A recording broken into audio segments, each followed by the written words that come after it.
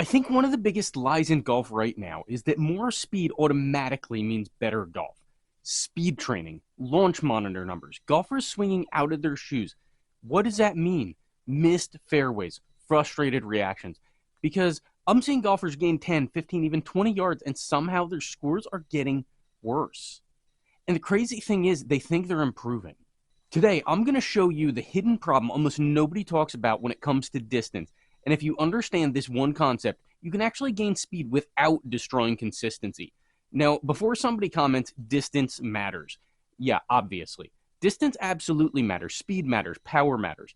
But there's a massive difference between gaining distance and gaining usable distance. And that difference is what I call the distance trust gap. Because if your brain doesn't trust the speed you've created, your golf swing starts doing weird things.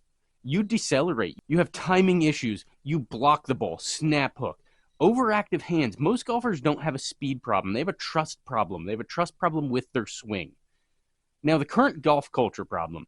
Right now, golf content is obsessed with speed everywhere you look. +5, +10 miles an hour, gain 20 yards overnight. And honestly, some of that stuff works. I've done it before. It's helped me. The problem is nobody talks about what happens after you gain the speed, because this is where scores either drop or completely explode.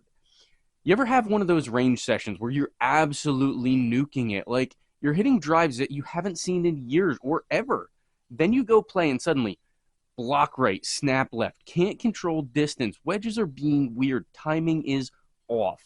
That's not random. So the distance trust gap, here's the concept. Your body has a version of speed it trusts, and once you move beyond that, your brain starts protecting you. That protection can show up as tension, early extension, a hand flip, steering the ball, sequencing issues, and deceleration, because your system doesn't believe it can control that speed yet. You need to practice it to be able to get faster, but you need it the right way. It's kind of like driving a car. You've got your speedometer. Most people feel comfortable driving about 65, but if I suddenly force you to drive 120, your body changes, your grip tightens, vision narrows, everything becomes reactive. That's what golfers are doing with speed, and this is why some golfers gain distance. But actually, they become worse players. They can't control it. But here's the interesting part. The best players in the world, they don't necessarily swing as hard as possible. They swing at speeds they can trust, and once you understand that, your entire approach to distance changes. So we've talked about distance profiles. This is where distance profiles become really important, because every golfer has max speed, playable speed, and scoring speed. They are different. Max speed, what's the absolute fastest I can move? When I was doing speed training, that's what I was trying to do. But playable speed, what speed can I repeat under pressure? I can swing in speed training 110, 115 miles an hour. I can't do that on the course. Scoring speed is what speed helps me actually shoot lower scores. Those are not always the same. We train to get there. But if your max speed is 115 and you can only trust 101, guess what happens on the golf course when you try to go faster? Your body starts manipulating because the system isn't stable yet. Distance without trust creates volatility, and volatility kills scoring.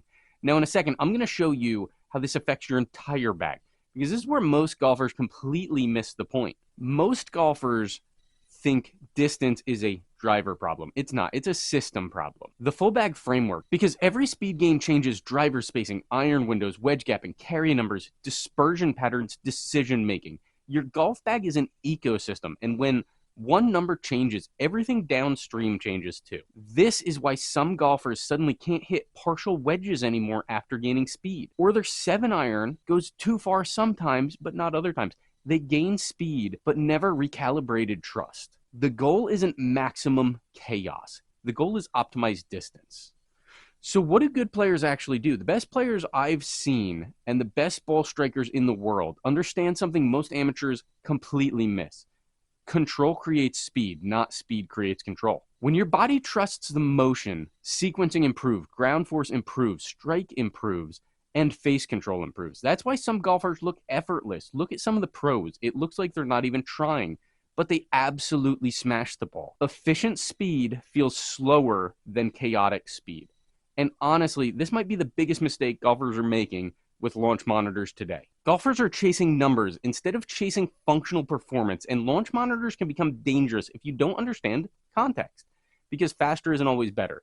Better is better. A 280-yard drive you trust is infinitely more valuable than a 305-yard drive you're scared of. So what's the real secret to more distance? It's not just swinging harder. It's building a speed profile your brain actually trusts. That means developing playable speed, calibrating your distance windows, understanding your dispersion, organizing your full bag around scoring. Because the golfers who actually improve long-term aren't chasing random speed.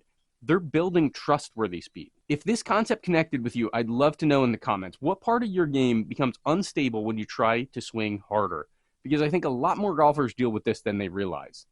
Distance matters, but trusted distance changes your scores.